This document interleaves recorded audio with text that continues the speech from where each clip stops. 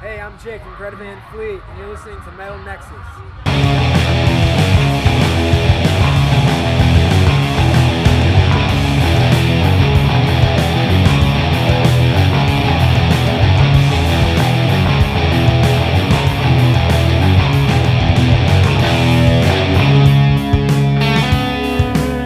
Glad to see y'all on tour. I know you had some headlining dates recently too, making it from festival to festival, right? Yeah, it's been exciting. And I think you had a show in our neck of the woods. I think some of y'all were sick recently, had to cancel a couple dates. Yeah, so that was a bummer. It sounded great today, so I hope y'all are feeling better. Oh, definitely feeling better, man. Amazing throwback sound. Really takes us back to some of the great bands of decades in the past. Did you experiment with any other styles before you finally settled or found your sound? I think that sound kind of found us. Yeah. So it's kind of a natural evolution of, whatever we'd be listening to and kind of our influences that just kind of came into play to create that sort of sound. Yeah. Now, Highway Tune was the first single that was released from Black Smoke Rising, and it was also featured on the Showtime show Shameless, which I'm a big fan of. How did it make you feel hearing your song on like a major network and major show like that? It was incredible, man. Very, very humbling. I had like friends texting me and calling me and be like, "Did you know you're on Shameless?" Yeah, as a matter of fact, I did know that. Yeah. So how did that come about? They just reach out and say, or and a publisher who works with that sort of stuff and like placements and stuff. Yeah. Basically, they reached out and we secured that placement. That's really awesome, cool. Man. Yeah. Do you like the show too? I love that show. So it's great. I actually, when we were in Chicago recently, we went and visited the house that's there. Oh, really? Yeah, because it's a normal house, like family lives there, and they rent it out. Oh, really? And it's definitely in a hard part of the city. So yeah, right. I went back and found the episode that the song was in, which I've watched every episode, but it didn't hit me whenever I heard it that it was you guys, and then I went back. I thought it was funny. I'm like, this better be in a sex scene or taking it off. They have no right to use it anymore.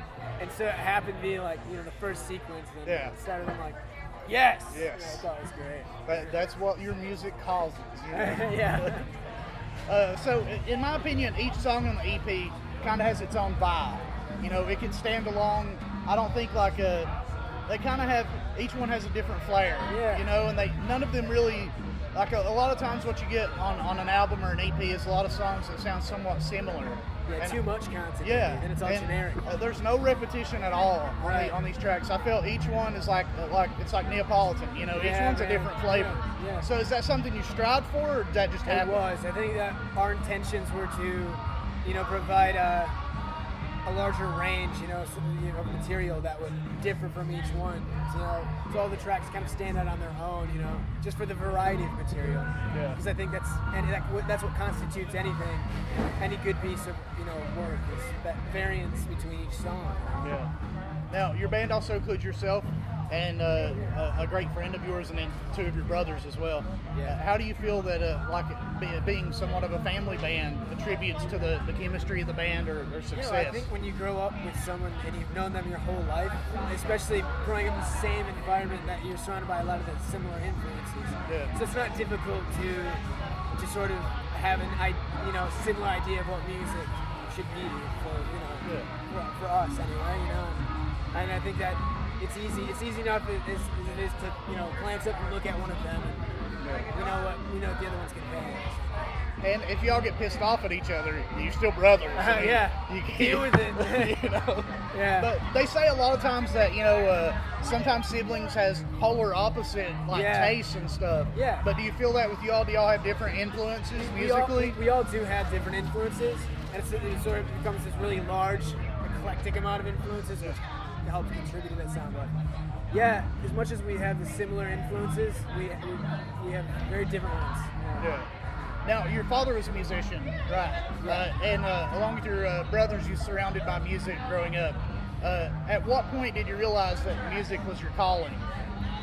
I think it was a long debate for a lot of us. For me, I always wanted to create a group and do something to this sort of extent, this approach to music, and I didn't know it'd be with my brothers, and it ended up that way. And so I've always known that this is what I wanted to do in a way. But it was a longer debate for certain others, where it was like deciding, determining that, whether this was going to be their life, And so I think it was about 5 years ago when it just kind of clicked. Now, was one of y'all more interested in starting a band first, and you drug the other two in?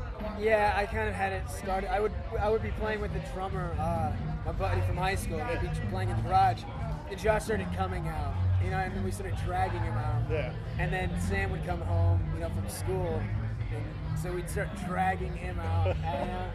And so, yeah, it was a slowly sort of eventual thing. It happened after a period of time. So we're thankful that you drugged them into the band.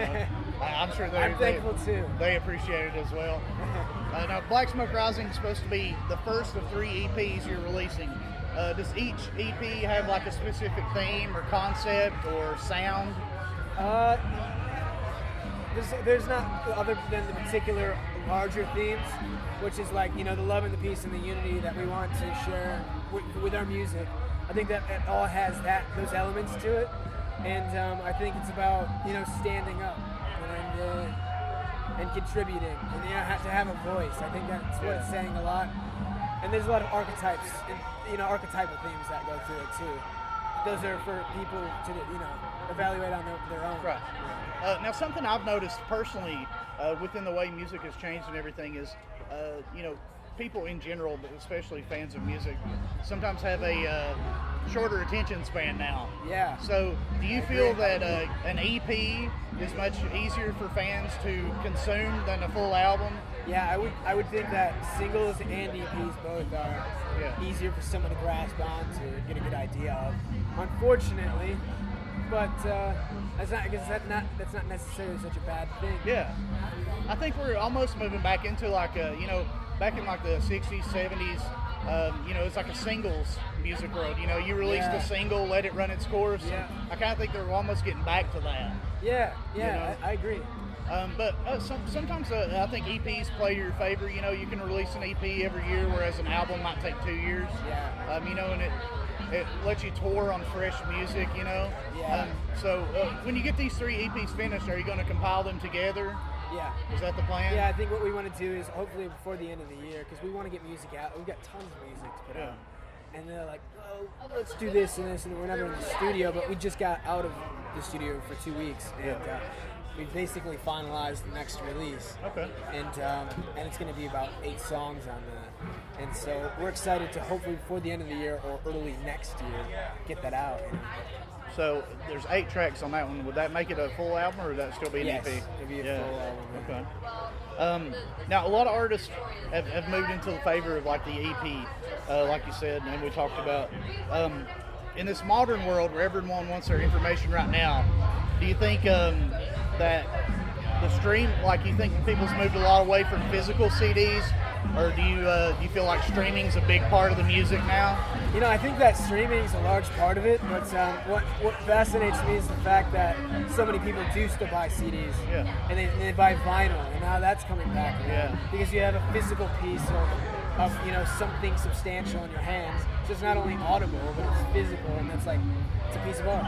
Yeah, and too with the way your sound is, it's kind of like a throwback sound. I feel like you're reviving some of the old metalheads, that really like your style of music and gets them active in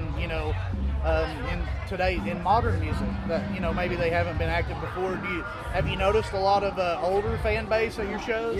It's interesting because we see 8 to 80 every show. Yeah. Like it's crazy the span.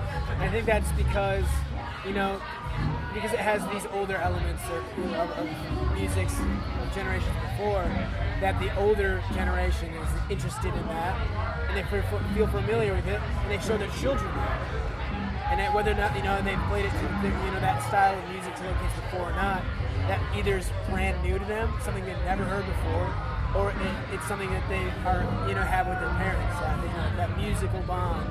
So you see all ages, and it's the coolest thing ever. Now, we talked a lot about influences too, and varying influences. You personally, who was your biggest influence? I don't know if I have a biggest influence. I grew up listening to a lot of blues and stuff, so I liked from a guitarist perspective. I really liked Elmore James and Lightning Hopkins, and Robert Johnson. Oh, yeah. As stereotypical as that is, I listen to that all the time. So a lot of those old blues guitarists were like the initial in the door for what I was listening to at that time. And I think it's great too that it's outside the box. You know, it's not your normal everyday listening and influence that you would hear normally. Yeah. Now, what is I know you said early next year maybe release that album. Yeah. What do you got for you got a tour coming up like you said as well. What do you got the rest of this year to finish the year out for Greta Van Fleet? I think we're gonna finish up this tour. And then probably do some more touring, and then finishing. We have another 2 weeks in the studio, and I think that'll be finalized in the next release. Okay. And what studio have you been recording everything at? Rust Belt Studios in Royal Lake. Okay. Which is near Detroit. Yeah. Now, is there a title yet for the upcoming release, or have you released it yet? What's that? A title for the next release? The album coming out? You know what? There is one, yes, but I can't say. So are you going to drop a single before it releases? We might. I believe we are going to. Yeah. When do you think they could look forward to that? Before the end of the year? Yeah, before the end of the year for sure. Yeah. Well, we'll definitely look for it. Excited to hear some new music. You know, the EP, even though it's great, you know, we burn it up. It's just not enough for us. We need more. So make sure to see these guys on tour if you haven't already. Make sure to pick up their album and look forward to all the new releases. Jake, thanks so much. Thank you, man. I appreciate it.